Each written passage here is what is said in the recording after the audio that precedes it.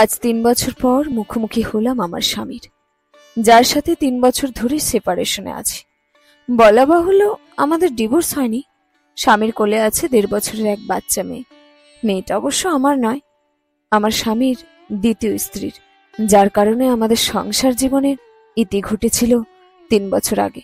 আমি দেখতে যে খারাপ বা কালো তেমনটা না, আমি দেখতে যথেষ্ট সুন্দর, স্মার্ট। প্রিন্সেস ডায়ানার একটা বিখ্যাত উক্তি আছে না, আমি যাকে ভালোবেসেছিলাম সে ছাড়া গোটা বিশ্ব আমায় ভালোবেসেছিল। প্রিন্সেস ডায়ানা তো কোনো অংশে কম ছিল না, না রূপে আর না আভিজাত্যে। সব দিক দিয়েই সে এগিয়েছিল। সেখানে প্রিন্সেস ডায়ানার স্বামী তাকে ঘরে রেখে বাইরে পরনারীতে আসক্ত হয়েছিল। সেখানে আমার স্বামী কোন ঝাড়। যাদের মেন্টালিটি খারাপ তাদের স্ত্রী যতই সুন্দর হোক না কেন, বাইরে নারীদের দিকে তাদের লালসাযুক্ত চোখ যাবেই। রিলেশন করে বিয়ে করেছিলাম আমি আর সাইমন। বিয়ের আগে সম্পর্ক ছিল ২ বছর। বিয়ের ২.৫ বছরে এসে তার মনে হয়েছিল আমার সাথে তার সংসার করা আর পসিবল না। সে দ্বিতীয় বিবাহ করতে চায় তার অফিসের এক কলিগকে। যেদিন এই কথাটা আমায় সাইমন বলেছিল, সেদিন শুধু নির্বাক হয়ে তার পানে চেয়েছিলাম। সাইমন হয়তো ভেবেছিল আমি তার পায়ে জড়িয়ে ধরে কান্না করে বলবো, প্লিজ এমনটা করো না, আমাকে রেখে অন্য কাউকে বিয়ে করো না। কিন্তু না, সাইমনকে অবাক করে সেদিন শুধু বলেছিলাম, কাকে বিয়ে করতে চাও? আমার অফিসের কলিগ রাইমাকে। কতদিনের সম্পর্ক তোমাদের? সাইমন এ কথা শুনে অবাক হয়েছিল বটে, তবে পর মুহূর্তে নিজেকে সামলে নিয়ে বলে, ৭ মাসের। ও আচ্ছা, বেশ তো, বিয়ে করো, আমার আপত্তি নেই। আচ্ছা, আমরা বিয়ের আগে কয় বছর রিলেশনে ছিলাম? হঠাৎ এই প্রশ্ন কেন? নাবিলা সাইমনের কাছে গিয়ে শার্টের বোতাম লাগাতে লাগাতে বলে, আহা, বলোই না, কয় বছরের রিলেশন ছিল আমাদের? হবে হয়তো বছর ২ ২ বছর ৪ মাস ১৫ দিনের ছিল। ১৬ দিনের মাথায় আমরা বিয়ে করি। বিয়ের আগে যেন কি বলেছিলে আমায়? আমি ব্যতীত অন্য মেয়ের দিকে চোখ যাবে না, আমাকে খুব ভালোবাসো, আমি হিনা তুমি শূন্য, ব্লা ব্লা ব্লা, আরো কত কি, তাই না? সেসব প্রেম ভালোবাসার প্রতিশ্রুতি কি তাহলে নিকোটিনের ধোঁয়ার মতো সময়ের সাথে আকাশে মিলে গেছে? জানি না, কিন্তু তোমার সাথে সংসার করতে চাইছি না। বেশ, ডিভোর্স চাই। ও, আমাদের কাবিন নামা জানি কত? ১১ লাখ। কে যেন এত টাকা দিয়েছিল কাবিন নামায়? আমি। যে তোমার মাসিক ইনকাম ৩০,০০০, সেই তুমি ১১ লাখ কিভাবে দিবে আমায়? একটা সময় আমাকে হারানোর ভয়ে এত টাকা কাবিন নামা করেছি। সেই চিন্তা তোমার করতে হবে না, আমি যেভাবে পারি দিয়ে দেব। থাক, তোমার দিতে হবে না টাকা, তুমি বিয়ে করো, আমি চলে যাব। কখনো তোমার সামনে বউয়ের অধিকার নিয়ে আসবো না। সাইমন উৎফুল্ল হয়ে বলে, সত্যি চলে যাবে? যদি ফের বউয়ের অধিকার নিয়ে চলে আসো তখন? নাবিলা কথা দিয়ে কথা রাখতে জানে, সেটা তোমার থেকে ভালো আর কে জানবি। তাহলে কালই চলে যাও, আমি কাল রাইমাকে বিয়ে করব।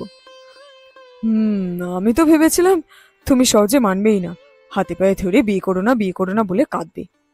সাইমনের কথা শুনে বেশ হাসিই পেল।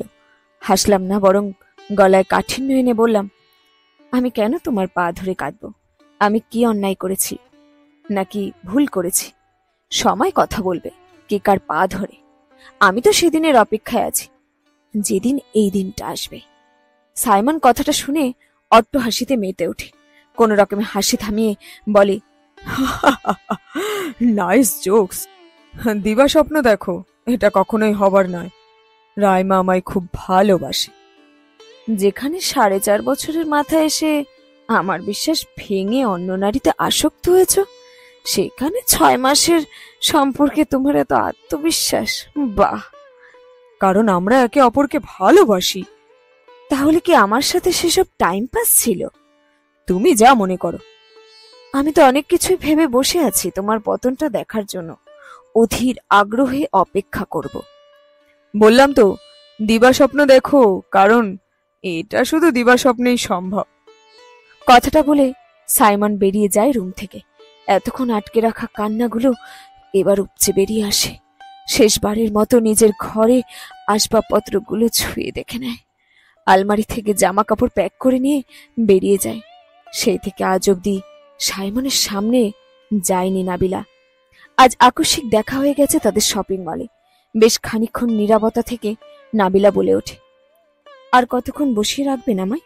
কিছু বলার থাকলে বলুন, তা না হলে আসি।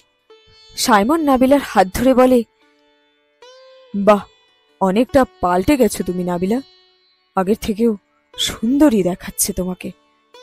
সময় মানুষকে পাল্টে দেয়। ফিরে আসো আমার জীবনে নাবিলা, তোমার মতো করে সত্যি কেউ আমায় ভালোবাসতে পারেনি। রাইমা আমাকে ঠকিয়েছে, সে আমার সাথে সংসার করা সত্ত্বেও বাইরে সম্পর্ক করেছে। দেখো, আমার এই দুধের শিশুর যখন 6 মাস, তখন সে অন্য পুরুষের সাথে পালিয়ে যায়। নাবিলা ঝটকা মেরে সাইমনের থেকে নিজের হাত ছাড়িয়ে নিয়ে বলে, এটা কোন ধরনের অসভ্যতামি? হাত ধরছেন কেন? আর আপনার স্ত্রী কার কাছে, কার সাথে চলে গেছে, কি করছে না করছে, সেগুলো কি আমি জানতে চেয়েছি? তুমি তো আমার স্ত্রী, সেই হিসাবে রাইসারও মা। তুমি প্লিজ আমার লাইফে ব্যাক করো। নাবিলা তাচ্ছিল্য নিয়ে বলে, ও হ্যালো মিস্টার সাইমন, এটা আপনার মেয়ে, আমার নয়।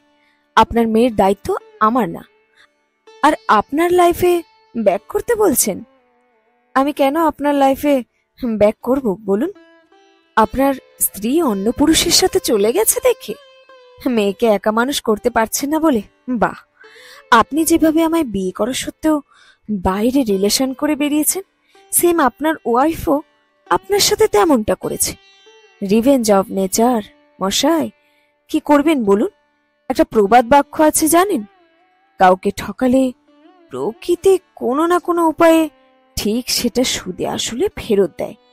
যাই হোক, আপনাকে একদিন বলেছিলাম একটা সময় আসবে আপনি আমার কাছে আসবেন, আমাকে আপনার লাইফে ফেরত নিয়ে যেতে আসবেন।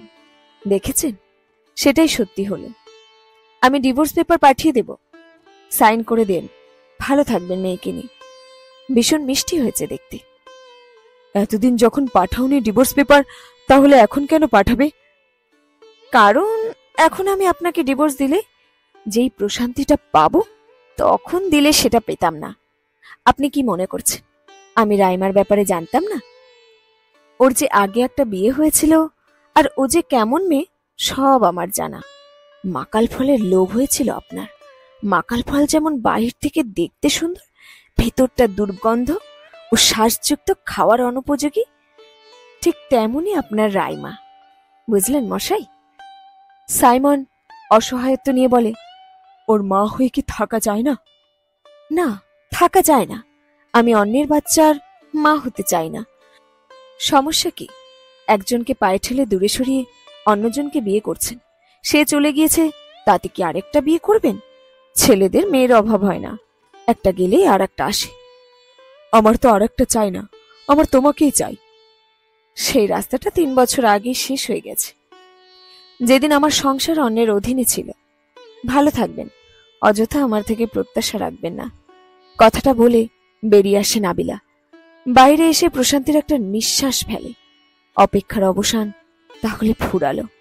দীর্ঘশ্বাস যে লেগে যায় তার প্রমাণ অনেকবারই পেয়েছি, তাই বিশ্বাস করি রিভেঞ্জ অব নেচার বলে নিশ্চয়ই কিছু আছে। খুব যত্ন করে কষ্ট দেন যাতে কেউ যেন টের না পায়, তবে নিজেকেও একটু তৈরি রাখবেন ভবিষ্যতের জন্য।